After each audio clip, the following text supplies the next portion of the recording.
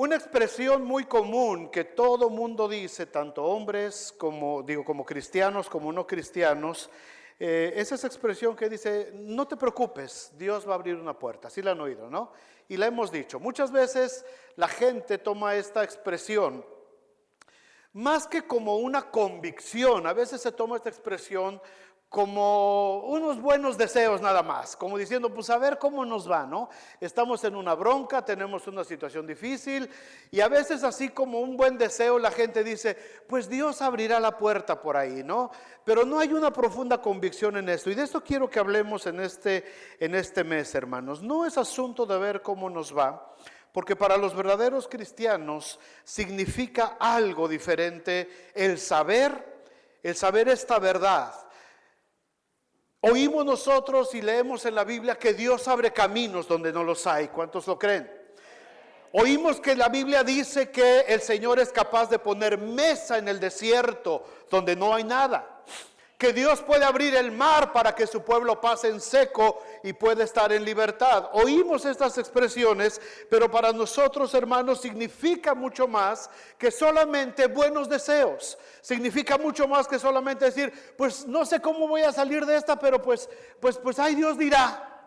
Ay, Dios abrirá la puerta, ay, Dios verá lo que tiene que hacer, y nos abandonamos. Y a veces nos sentimos como hojitas que va llevando el viento, esperando a ver si en la misericordia de Dios en una de esas aterrizamos en un buen lugar. Pero nosotros como hijos de Dios tenemos que tener una convicción bien segura. Cuando yo digo Dios va a abrir una puerta, es porque tengo una convicción interna en mí que está asegurando que así va a ser. Para los hijos de Dios no son expresiones de buenos deseos. Es una confianza en la cual está basada nuestra fe.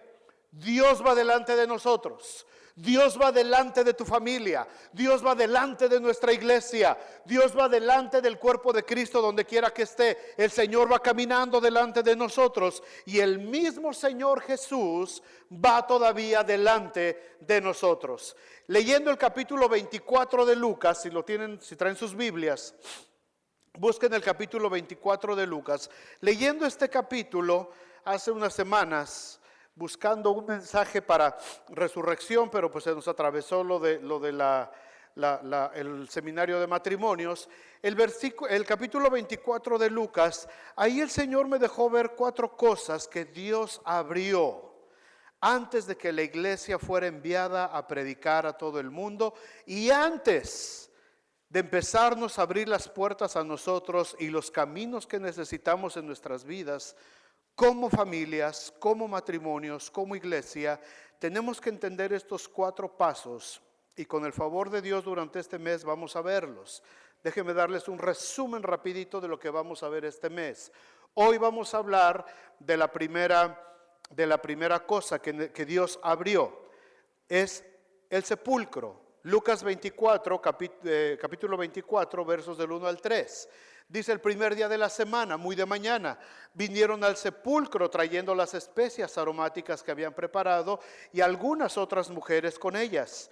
Y hallaron removida la piedra del sepulcro, y entrando no hallaron el cuerpo de Jesús. La primera cosa, la primera enseñanza que debemos entender, más allá desde luego del poder de la resurrección de Jesús, es ver cómo se comportaron las primeras mujeres que fueron testigos del hecho de la resurrección. ¿Cuál fue su actitud? ¿Qué fue lo que ellas hicieron? De eso vamos a hablar hoy. La próxima semana, el segundo tema, lo que Dios abre para nosotros, lo que Dios abrió para esta gente después de su resurrección. Jesús abre la palabra. Dios abre la escritura. Jesús resucitado empieza a caminar, ¿se acuerdan? Y va por un camino a una ciudad que se llamaba Emaús, y se encuentra algunos de los discípulos y empieza a platicar con ellos y les empieza a decir que qué es lo que está pasando. Y la gente, los muchachos le dicen: oye, pues que tú no sabes de dónde eres forastero, no te has enterado de lo que ha sucedido por acá. Y Jesús les empieza a platicar, y el versículo 27 dice que comenzando desde Moisés y siguiendo por todos los profetas, el Señor Jesús les declaraba las escrituras, lo que las escrituras decían de Él mismo. Entonces Dios abre el sepulcro. Después Dios abre las escrituras para los discípulos. El tercer tema que vamos a ver es que Dios abre nuestros ojos espirituales y nuestro entendimiento. Versículo 31 del mismo capítulo. Entonces, dice, les fueron abiertos los ojos y le reconocieron, mas él se desapareció de su vista. Versículo 32. Y se decían el uno al otro, ¿no ardían nuestros corazones? Fíjense qué expresión tan padre. ¿No ardían nuestros corazones mientras nos hablaba en el camino y cuando nos abría las escrituras? Versículo 45 dice, entonces les abrió el entendimiento para que comprendiesen las escrituras. Y después la cuarta cosa que Dios abre en este capítulo es el cielo. Versículo 51. Y aconteció que bendiciéndolos se separó de ellos y fue llevado arriba al cielo. Así es que durante este mes vamos a ir viendo qué significa cada una de estas enseñanzas y es mi oración que al finalizar este mes, los que estén escuchando estos mensajes, podamos tener un grado más de madurez cristiana como cristianos, conociendo más la forma en que Dios sigue obrando su perfecta voluntad en nuestras vidas, cómo Dios sigue manifestándose en nuestras vidas y cómo podemos seguir nosotros enfrentando las circunstancias de nuestra vida diaria. ¿Estamos? ¿Estamos? ¿Están despiertos? ¿Ya tienen hambre? A estas horas ya andábamos comiendo, ¿qué no? Bueno, ok, ahorita vamos a ir con más hambre al Jibachi, está aquí a la vuelta. Vamos al primer tema. Dios abre la tumba, Dios abre el sepulcro. Lucas 24, 1 al 5. Dice, el primer día de la semana, muy de mañana vinieron al sepulcro trayendo las especias aromáticas que habían preparado y algunas otras mujeres con ellas. Y hallaron removida la piedra del sepulcro y entrando no hallaron el cuerpo del Señor Jesús. Aconteció que estando ellas perplejas por esto, he aquí se pararon junto a ellas dos varones con vestiduras resplandecientes. Y como tuvieron temor y bajaron el rostro a tierra, les dijeron, ¿por qué buscáis entre los muertos al que vive? Antes de esperar, hermanos, a que Dios obre en nuestras vidas, en nuestras familias, en la iglesia, antes de esperar a que Dios abra puertas, tenemos que entender qué fue lo que pasó esta mañana de resurrección. ¿Qué fue lo que sucedió ese domingo de resurrección? Ese primer día de la semana cuando estas mujeres fueron directamente al sepulcro. Yo puedo ver aquí tres enseñanzas. La primera, dice aquí el versículo 1 que el primer día, ¿cuándo? ¿A qué hora fueron? El primer día, ok. ¿A qué horas? ¿En la tarde? ¿Después de atender a los chamacos a la escuela? ¿Después de darle de desayunar al monstruo, al marido? Muy de mañana, dice, el primer día de la semana, muy de mañana. Esto me habla de algo, hermanos. Esto me habla de algo. En este punto, todavía Jesús no le da la gran comisión a la iglesia.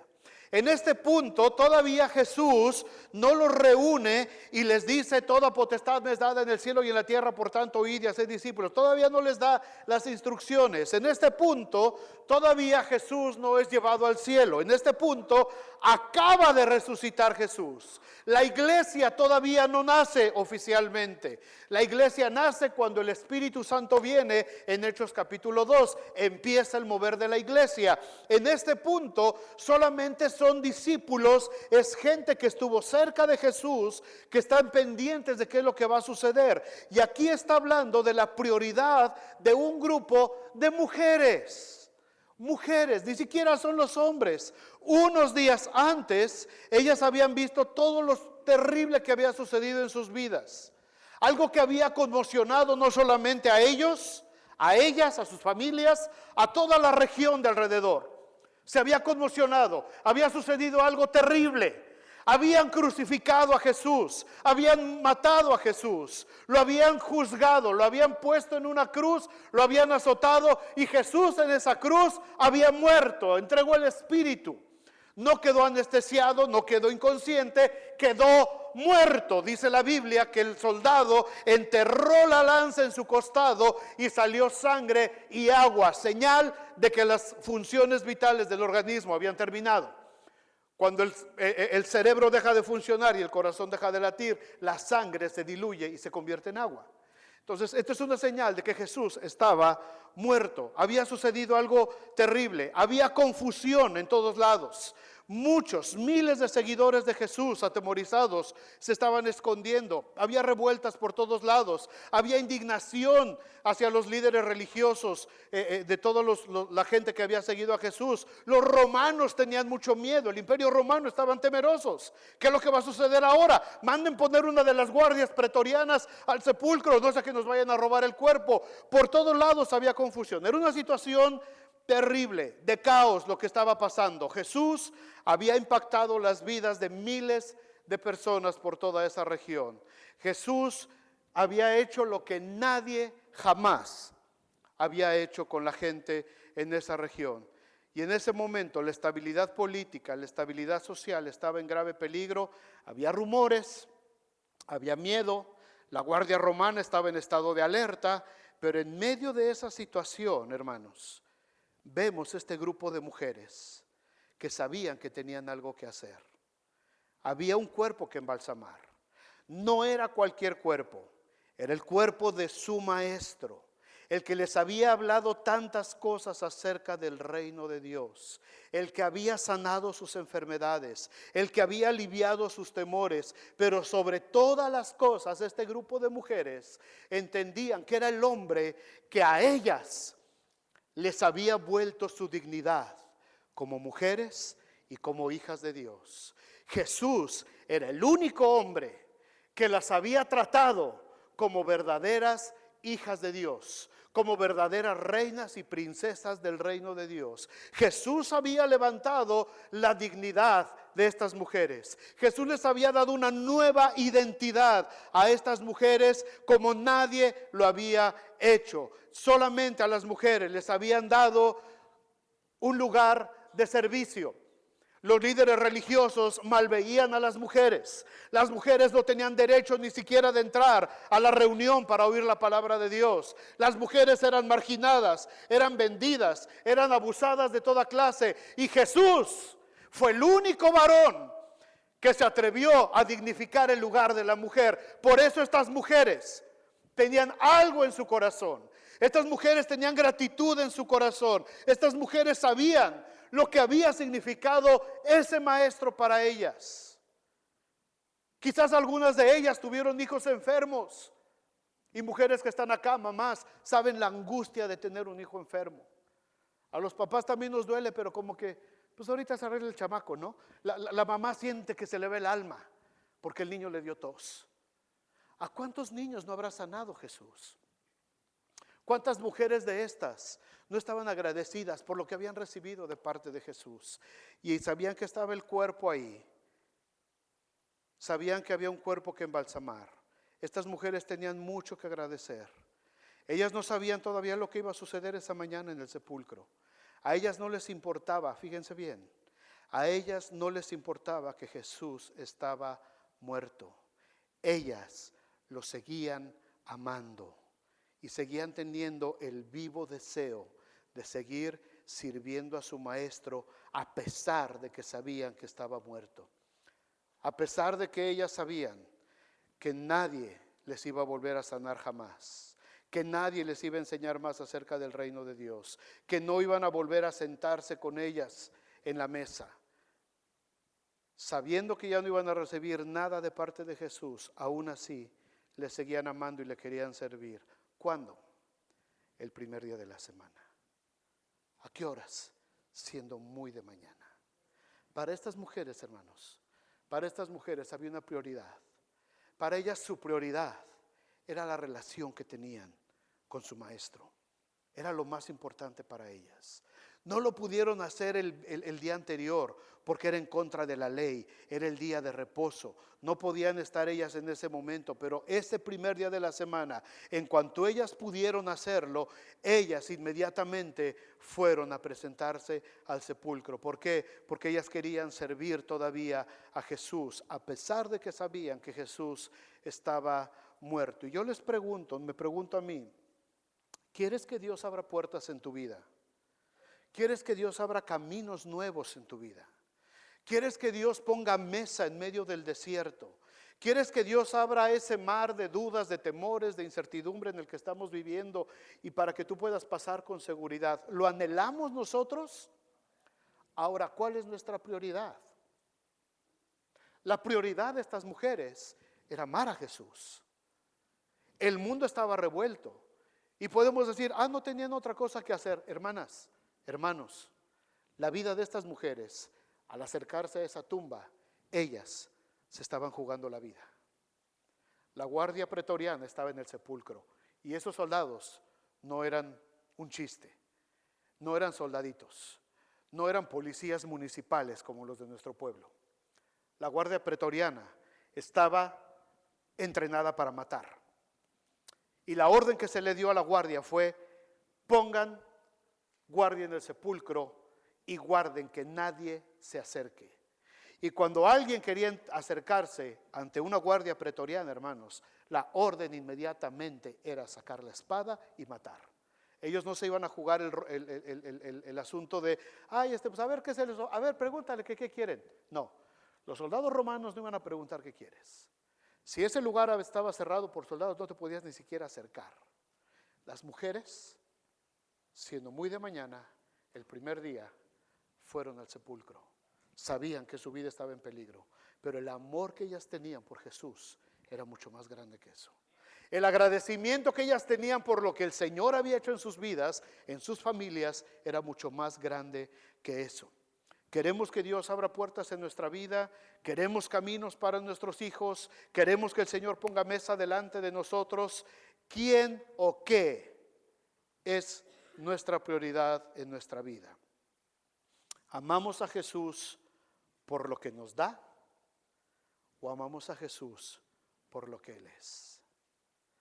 Estas mujeres pudieron haber dicho, no, pues ya para qué vamos, ya no nos va a sanar, ya no nos va a enseñar, ya no va a venir a multiplicar el pan con nosotros, ya se murió, se acabó. Ellas no fueron al sepulcro por eso. Ellas no fueron al sepulcro por lo que Jesús les había dado. Ellas fueron porque aprendieron a amar a Jesús. Y hermanos, en la vida cristiana esto es algo vital.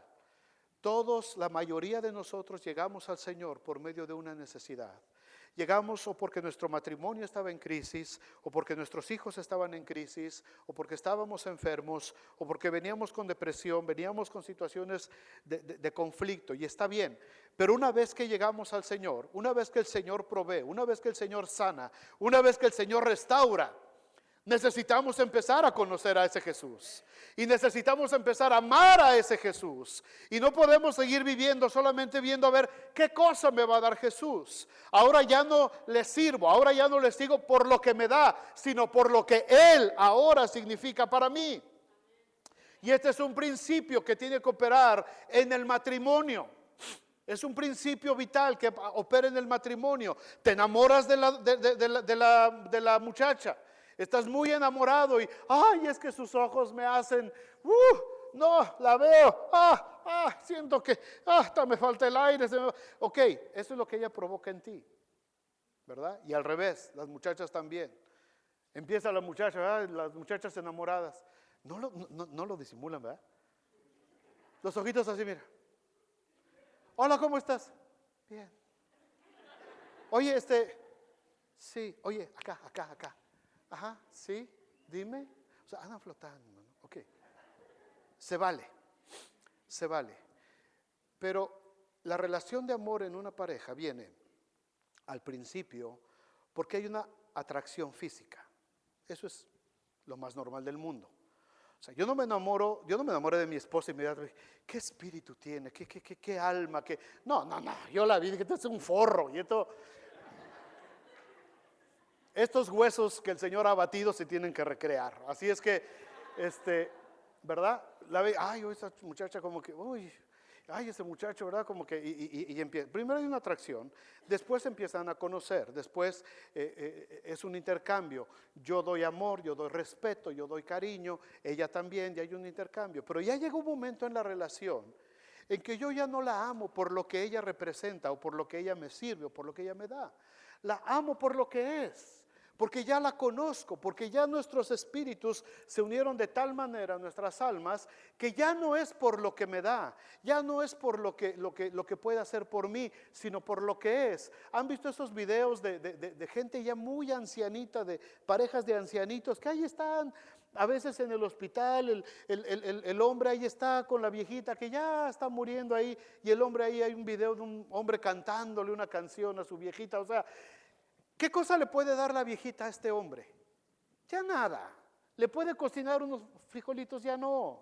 Ya la mujer ya no puede. ¿Por qué está el hombre entonces ahí? Ya no es por lo que le da, es por lo que ella es. ¿Sí me entienden la diferencia?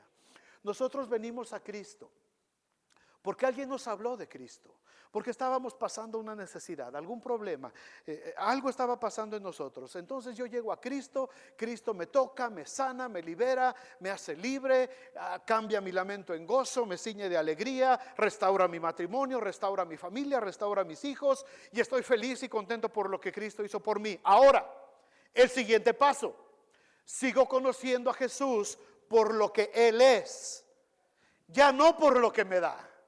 Ya no tanto por lo que hace en mí. ¿Lo va a seguir haciendo? Por supuesto que sí. Él sigue proveyendo y sigue dándome y sustentándome todos los días. Pero ahora yo ya no lo amo por lo que me da. Ahora yo lo amo por lo que Él es. Porque ya le conocí en su santidad. Porque ya conocí quién es lo que representa Él. Ya me enamoré de Él. Por eso le amo ahora. Por eso la gente cuando viene a la iglesia, hay muchos cristianos allá vagando allá afuera. Porque dicen, es que me decepcioné de la iglesia y pues me regresé al mundo. O sea, ¿de quién te enamoraste? ¿De la iglesia? ¿Del pastor? ¿O de Cristo? ¿De quién te enamoraste? Si te enamoras de la iglesia, te vas a divorciar. Si te enamoras del pastor, vas a fracasar. Pero si te enamoras de Cristo, vas a triunfar.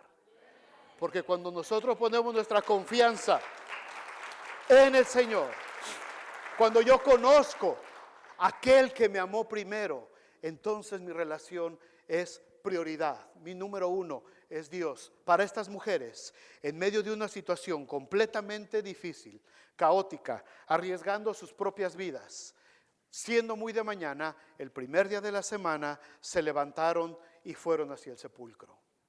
Porque ellas amaban a Jesús. Jesús ya, ellas decían, ya no puede hacer nada por nosotros. Ya no puede darnos nada, ya no nos puede sanar, ya no nos puede hablar, ya no nos puede compartir nada. Pero aún así le amamos. Y ellas se levantaron y fueron. ¿Cómo o qué es nuestra prioridad, hermanos? ¿Qué es lo que nos mueve a nosotros a venir a cantarle, a encontrarnos con Él en medio de la congregación? Me gustó ese lugarcito que me agarré, porque de ahí, mira, los veo a todos cuando están cantando. Y muchos no cantan, muchos nomás le hacen así a loco. O sea, imagínate que estás enamorado de tu novia y te dice, tráeme serenata, mi amor. Sí, cómo no, mi amorcito. Ahí llegó al rato. Y al otro día te dice, oye, ¿y la serenata? Pues sí fui. Y luego, no, pues es que nomás me quedé así en la ventana. Pues no oí lo que me cantaste. No, pues es que no canté, es que me la vergüenza. Canten, hermanos. ¿Cuál es nuestra motivación? ¿Qué es lo que nos mueve al venir a cantarle, encontrarnos con Él? Cada vez que es reunión, ¿cuál es nuestra actitud? ¿Por qué, no sé si en sus casas, pero esto pasa en la mayoría de las familias cristianas? ¿Por qué siempre es la mujer la que tiene que estar arreando a todo mundo para llegar temprano a la iglesia? Salvo ciertas excepciones, no sé, no empiecen a codearse ahí. Pero esto pasa aquí y en China, en todos lados.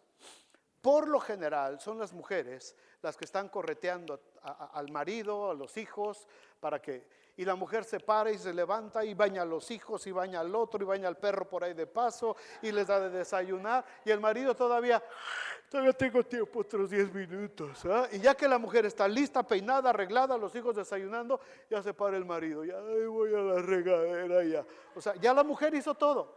¿Por qué a la mujer?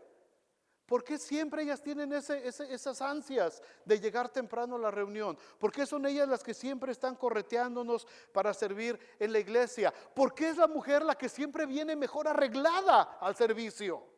¿Por qué? ¿Se dan cuenta de lo que estamos leyendo? Siendo muy de mañana, el primer día de la semana, ¿quiénes? Las mujeres. Ya estaban listas cuando amaneció. Ya estaban arregladas, ya estaban puestas, ya tenían todo preparado para ir a servir a Jesús. Nosotros agarramos el pantalón más viejo que hallamos, la gorra y vámonos. Y la mujer, en lo que tú te pones un pantalón, ella ya se cambió 3 o 4 veces. Se vio al espejo, no, no. Y, no, estoy gorda, no, con este me veo peor. Y ya que le quedó, mano, los zapatos. Y que no si te preguntan, oye, ¿cómo se ve? Varón, te ves hermosa. No se te ocurra decir,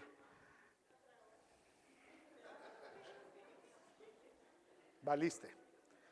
O si dices, pues como que, ya, se acabó el asunto ahí. Anyways, eso es tema para otra cosa. Las mujeres fueron, hermanos. ¿Por qué fueron las mujeres? Porque al que mucho se le perdonó, dice la Escritura, tiene mucho que agradecer. Porque Jesús les había dado una nueva identidad hace 2000 años y ahora también. Pero esto no es asunto de mujeres. Nosotros los varones también tenemos que aprender a ser ejemplo y contagiarnos de que la prioridad de nuestra vida, hermanos, es Jesús. Lo número 1 en mi vida es Jesús. Jóvenes que están aquí, la prioridad es Jesús. No es el novio, no es la novia, no es la escuela, no es el trabajo, es Cristo. Esa es la prioridad. Cuando Cristo está en primer lugar, todo lo demás viene por añadidura. Todo lo demás se puede arreglar. Todo lo demás va a ser bendecido, pero mi prioridad es Cristo. Dios abrió la tumba, pero antes de abrirla, este grupo de mujeres demostró que aunque el mundo estaba en crisis, la situación estaba muy caliente esos días. Para ellas su prioridad era servir a Jesús. Por eso cuando la jornada de la iglesia empieza, dice que ahí están ellas. Hechos capítulo 2, ¿verdad? Dice que estaban ahí como 120 reunidos y estaban ahí las mujeres. Ahí estaban listas para entrar en acción cuando la iglesia empieza. Y fueron un elemento clave para que Dios siguiera abriendo muchas puertas para la extensión del reino. Todo el libro de Hechos está lleno de historias de mujeres que le abrieron las puertas a los discípulos, que le abrieron las puertas a los apóstoles para que el evangelio se fuera propagando. Pablo habla de las mujeres griegas que se convirtieron. Dice, muchas mujeres nobles, o sea, de la nobleza, se convirtieron y abrían sus puertas, ¿verdad? Había Lidia, la vendedora de púrpura, estaba Priscila y Aquila, este matrimonio, la mujer era la buena ahí para los business también, y las mujeres participaron muchísimo. Los varones también tenemos que tomar como prioridad a Jesús, enamorarnos de Cristo, número 1. Número 2, la segunda parte del versículo dice, trayendo las especias aromáticas que habían preparado. ¿Sí lo ven ahí? Dice, el primer día de la semana, siendo aún muy de mañana, y trayendo las especias aromáticas que habían preparado. Esta segunda enseñanza es, prepara tu adoración. Prepara tu adoración. No vengas a la casa de Dios con las manos y con el corazón vacíos. ¿Quieres que Dios empiece a abrir puertas delante de ti? Prepárate para venir a adorarle. Dispón tu corazón, aparta tu tiempo.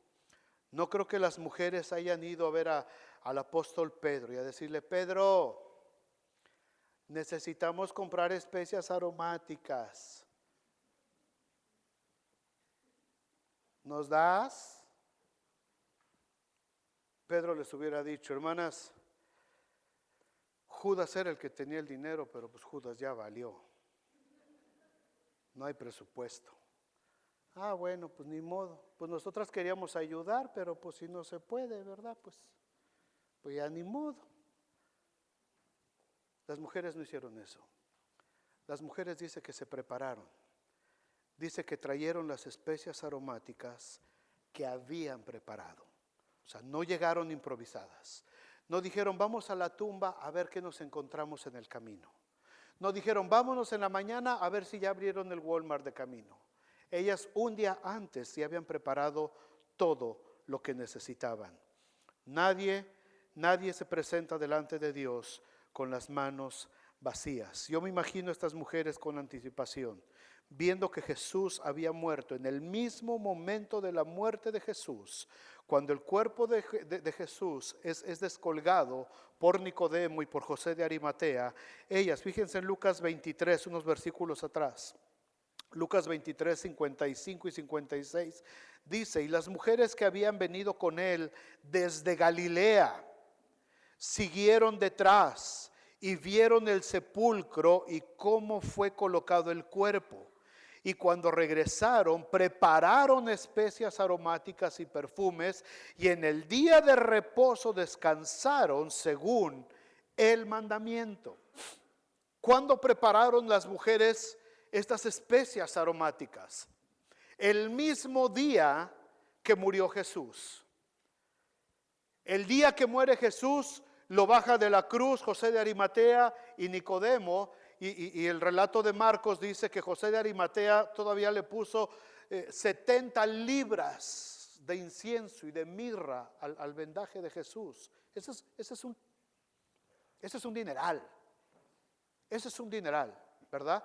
Y se cumplió la escritura de Isaías que dice, en los ricos fue en su sepultura.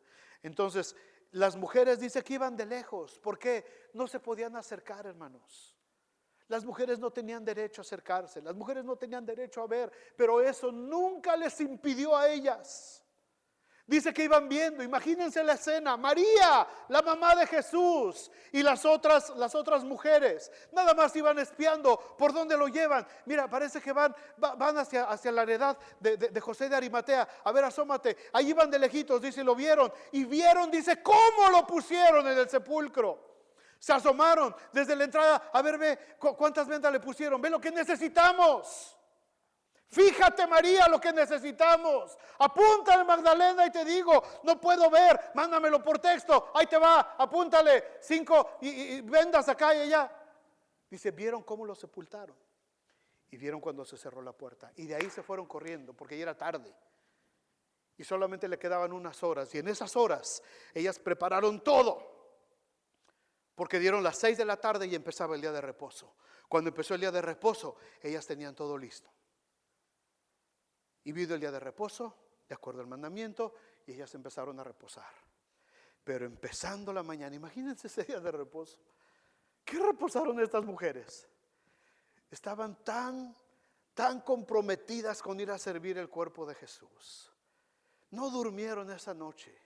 Contaban los minutos para ver el reloj, que empezara ya a amanecer. ¿Cómo ves? ¿Cuánto falta? 1 hora, 2 horas, unos minutos, muy de mañana.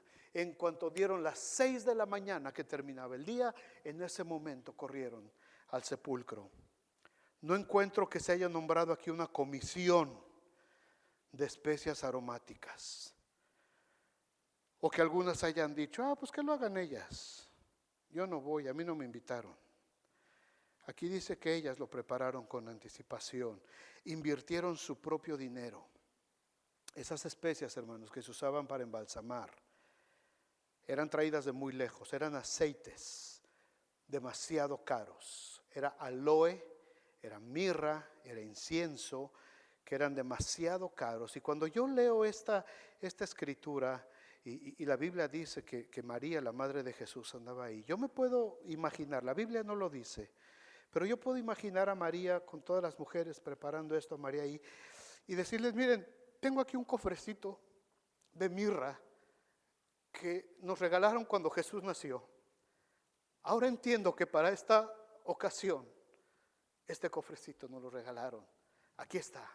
Vamos a usarlo para las especias aromáticas. Imagínense el corazón de esa madre, imagínense el corazón de estas mujeres, preparando con anticipación, con lágrimas en sus ojos, viendo lo que estaba sucediendo. Y ellas dispusieron todo, prepararon esa adoración que le iban a llevar a Jesús. Les costó.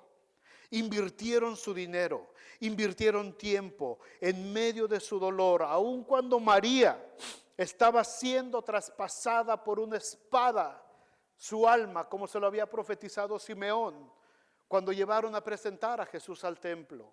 ¿Se acuerdan que Simeón le toma al niño Jesús en sus brazos y bendice a Dios? Dice, porque me has permitido verlo. Y le dice a María, aunque tu corazón, tu alma va a ser traspasada por una espada. Y María no entendía. En ese momento me imagino que cuando están preparando las especias, María, el alma de María estaba siendo traspasada.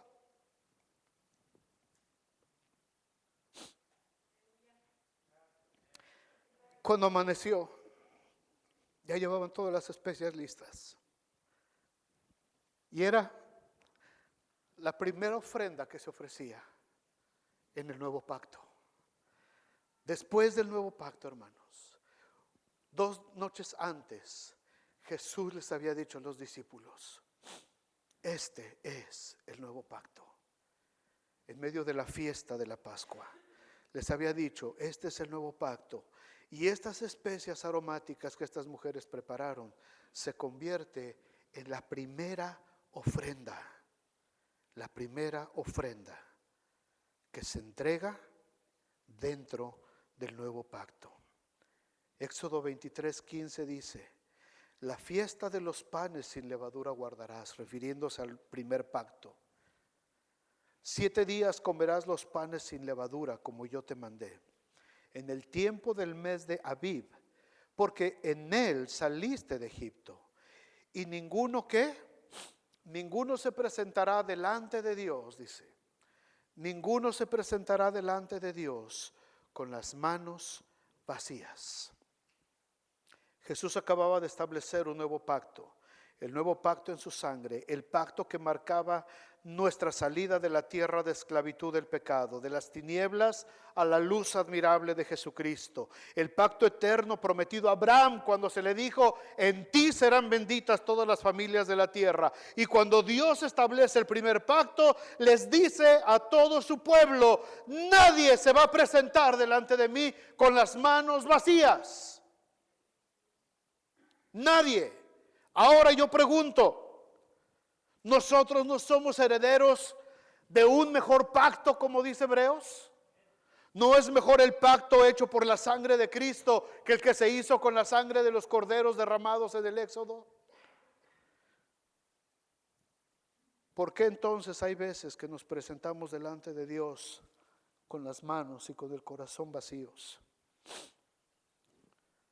Porque hay veces que venimos de manera indolente a presentarnos delante de Dios. Y también estoy hablando, por supuesto que sí, de nuestras ofrendas, de nuestros diezmos. No porque sea asunto de dinero, no es porque Dios quiere el dinero, sino el principio espiritual que Dios estableció sobre todo lo que Él nos ha bendecido.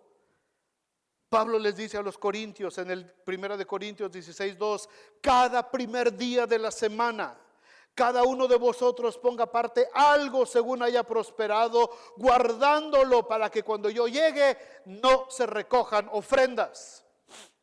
A Pablo le chocaba llegar a una iglesia y que la iglesia no estuviera lista para bendecir a otras iglesias.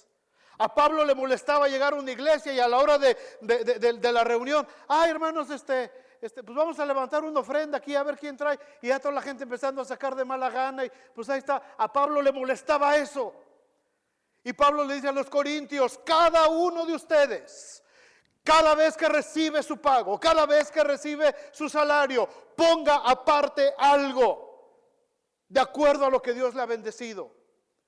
Acuérdese, de que tenemos que bendecir. Acuérdese que tenemos que bendecir a otros. Acuérdense que la obra tiene que seguir. ¿Cómo se movía la obra de Dios desde el tiempo de la iglesia? A través de las ofrendas de la iglesia. No es asunto de pedidera de dinero. ¿Qué pedidera? Nomás hablan de dinero. No es asunto. Cuando uno piensa así, solamente está pensando en el propio egoísmo de uno. Porque cuando se toca para gastar en otra cosa, ni el codo nos duele.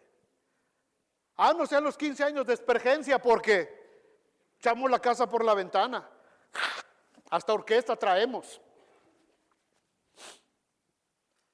Pero a la hora de la ofrenda, otra vez la ofrenda, qué lata.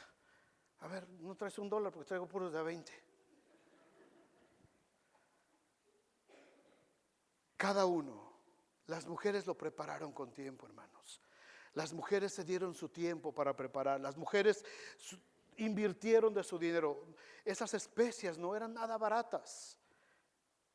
No eran nada baratas. Cuando hay gratitud en nuestro corazón, nosotros podemos preparar con anticipación. Llévate tus sobrecitos. Llévense sobrecitos y háganlo.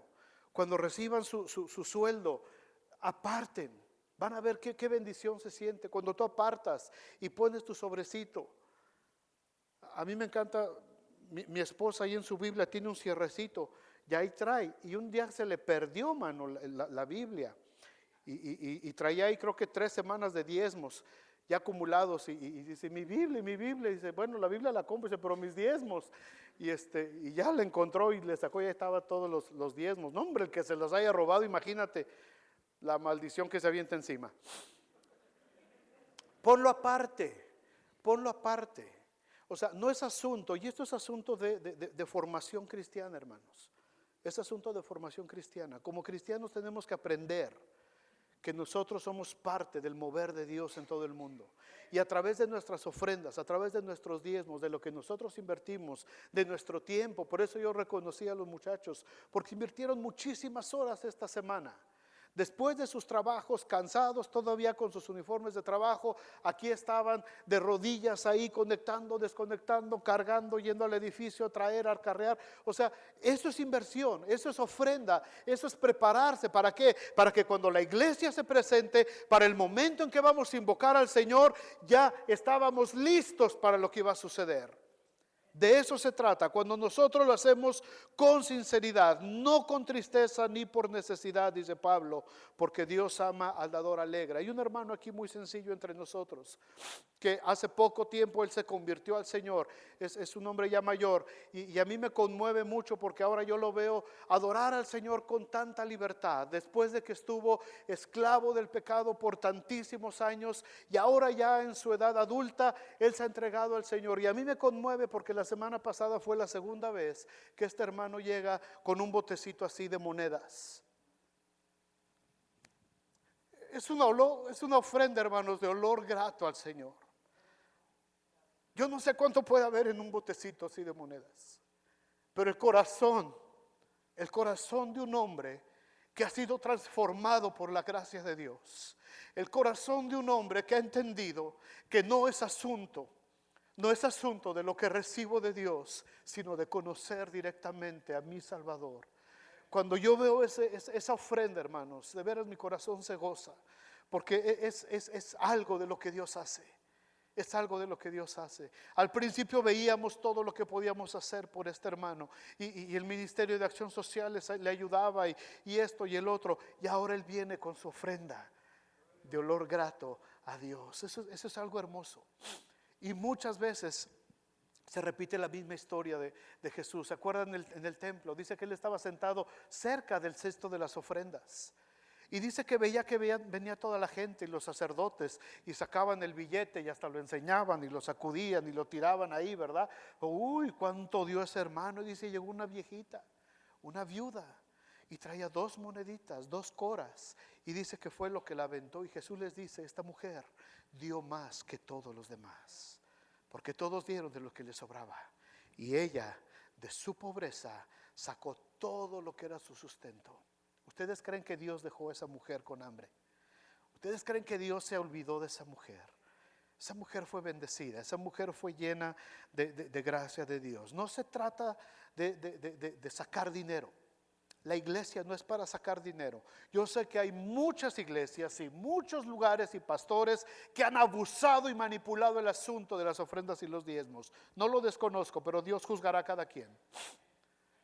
Pero el asunto es yo, como hijo de Dios, mi responsabilidad y mi gozo y mi alegría es no presentarme delante de Dios con las manos vacías. Vamos aprendiendo que no damos esperando a que Dios nos dé más.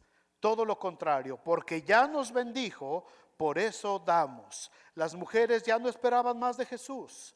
Las mujeres ya lo daban por muerto, pero de cualquier manera llevaron su ofrenda al sepulcro. Y grande fue su sorpresa al llegar y ver la tumba abierta. Dios la había abierto, y no solamente la había abierto, sino que había levantado de la misma muerte al unigénito Hijo de Dios. Aleluya. Dios la había levantado. Las mujeres no esperaban ver esto. Las mujeres no fueron con el interés. Vamos a ver qué cosa nos da Jesús ahora. Ellas en su mente sabían que Jesús estaba muerto. La tercera enseñanza, hermanos. Cuando ponemos, dijimos en primer lugar, como nuestra prioridad a Jesús en nuestra vida, cuando preparamos nuestro corazón para venir a adorarle y presentar nuestra alma, nuestra disposición, nuestro tiempo, nuestros bienes para honrar a Jesús, Dios abre ese camino que estabas buscando. Dios abre esa puerta que estaba cerrada. Dios pone mesa delante de ti y de tu familia, aún en medio del desierto. ¿Cuántas veces lo he visto? ¿Cuántas veces lo he visto? La tercera enseñanza viene en la respuesta de los ángeles. Los ángeles le responden a las mujeres: ¿por qué buscáis entre los muertos al que vive? ¿Por qué buscáis entre los muertos al que vive? Dice que las mujeres tuvieron temor y se agacharon. ¿Dónde estaba la guardia pretoriana? La poderosa guardia romana. ¿Dónde estaba? Neutralizada en el suelo, como muertos. ¿Por qué? Porque a Dios nadie se le resiste. ¿Dónde estaba el problemón ese que tenías? Va a estar derrotado en el suelo, porque al Dios en el que has creído nadie se le resiste. Y por eso Dios tuvo que abrir ese sepulcro. Por eso Dios tuvo que abrir esa tumba. Ya no busques más entre los muertos. ¿Cuántas respuestas, hermanos, necesitamos en nuestras vidas? ¿Cuántas necesidades hay en nuestros corazones? ¿Por qué seguimos buscando entre los muertos? ¿Por qué seguimos buscando en los horóscopos? ¿Por qué seguimos buscando en medio de la música mundana la paz que necesito para mi corazón? Ay, es que esa me llega cuando estoy herido. ¿Por qué seguimos buscando entre los muertos? ¿Por qué seguimos buscando alegría en las cosas del mundo? ¿Por qué seguimos buscando nuestro alivio con los compadres y con los amigos? ¿Por qué seguimos aferrados a los que ya se fueron de este mundo? ¿Por qué seguimos corriendo detrás de los milagreros de este siglo? ¿Por qué seguimos adorando a los dioses de este siglo? ¿Por qué seguimos poniendo nuestra prioridad en el materialismo de este siglo? ¿Por qué seguimos adorando al consumismo de este siglo? ¿Por qué seguimos buscando entre los muertos al que vive? ¿Por qué seguimos buscando en medio de nuestros odios, rencores y egoísmos? ¿Por qué buscáis entre los muertos al que vive? ¿Por qué buscamos entre los muertos al que dijo: yo soy la resurrección y la vida, y el que cree en mí, aunque esté muerto, vivirá?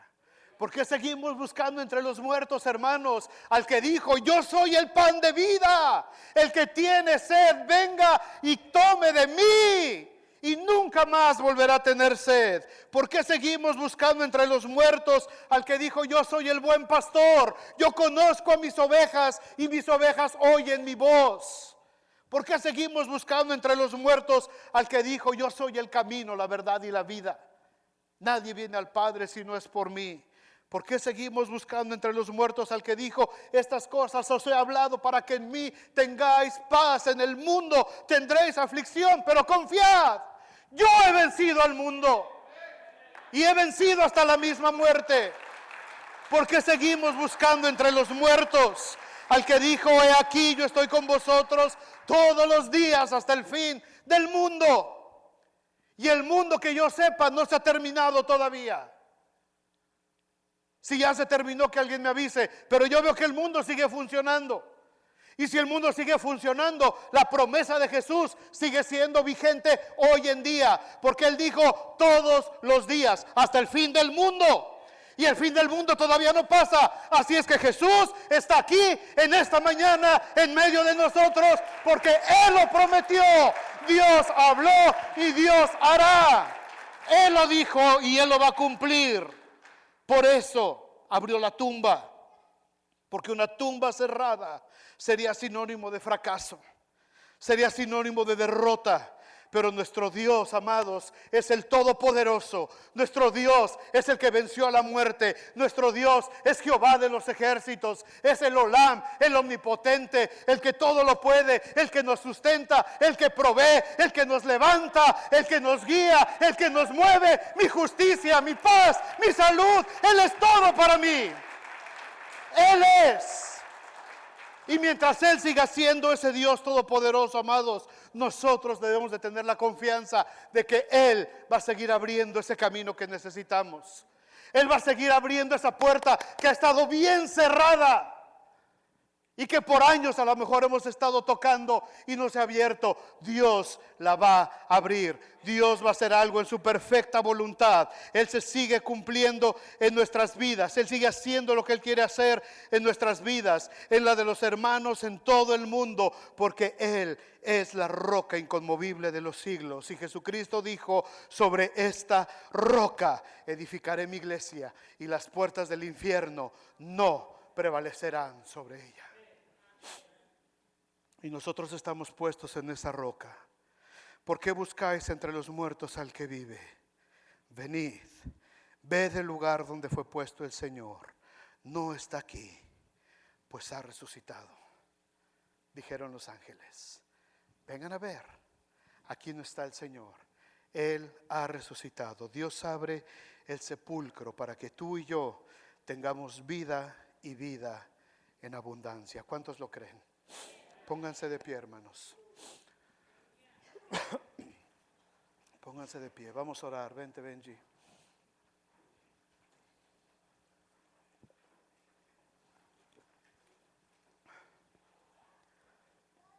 Dios ha abierto el sepulcro.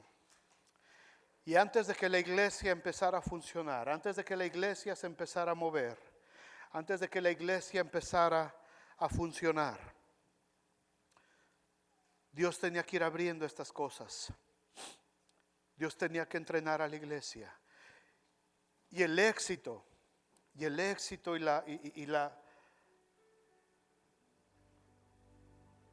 vida de la iglesia está marcada a partir del momento en que Dios, en su infinito poder, abrió ese sepulcro para que Jesucristo pudiera salir victorioso de la tumba. Pablo dice: si Cristo no hubiera resucitado, vana sería nuestra fe. Pero nuestro Dios vive. Jesucristo vive. Jesucristo vive. Y Dios tuvo que abrir ese sepulcro. Y el ejemplo de estas mujeres, hermanos y hermanas, nos tiene que motivar a nosotros. Él es nuestra prioridad. No hay nada más importante en nuestra vida que el Señor. No estoy diciendo que nos tenemos que convertir en cucarachas de iglesia y estar aquí 7 días a la semana, 4 o 5 horas en cultos todos los días. Estoy hablando de esa relación personal y de esa importancia en nuestra vida personal. ¿Quién es el que ocupa el primer lugar en mi vida? ¿Quién o qué? Cada uno contéstese. ¿Quién o qué? Mi esposo, mi esposa, el novio, la novia, el trabajo, el carro, mis planes, mis proyectos, mi escuela, mi casa. Algo tiene que ocupar el primer lugar en tu vida. algo tiene que ocupar el primer lugar en tu vida. Algo tiene que ser tu prioridad. Pero si tu prioridad es Jesús, si tu prioridad es Dios, no por lo que te da, no por lo que Él ha hecho en tu vida, no porque Él ha satisfecho tu necesidad, sino porque Él es el Hijo de Dios, sino porque con amor eterno nos ha amado y por tanto prolongó su misericordia. Si por eso lo amamos, esa es nuestra prioridad, y de ahí deriva todo lo demás. Yo tengo que venir al Señor cada vez que voy a Él. No puedo venir con mis manos vacías. No puedo venir con mi corazón vacío. No puedo venir en una actitud indiferente. No puedo venir, pues a ver qué cosa van a dar, a ver qué cosa va a pasar, a ver qué cosa va a hablar el pastor, a ver qué tal va a cantar Benji. Yo no puedo venir en esa actitud a la reunión. Tengo que venir, voy a encontrarme con el Señor. Voy a buscar la presencia de Dios. Voy a ir y con todo mi corazón, aunque cante todo desafinado y todo feo, pero yo voy a encontrarme con el Señor porque lo amo.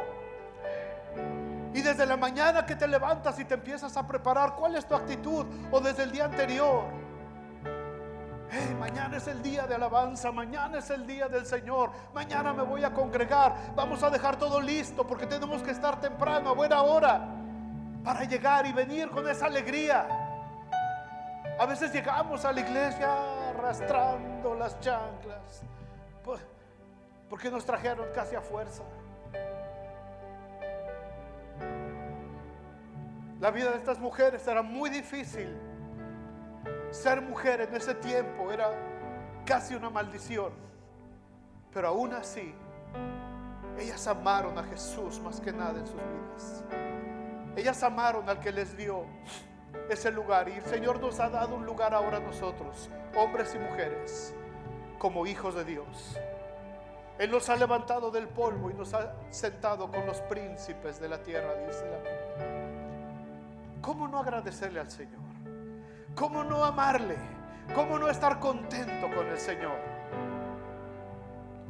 Ya no busquemos entre los muertos al que vive.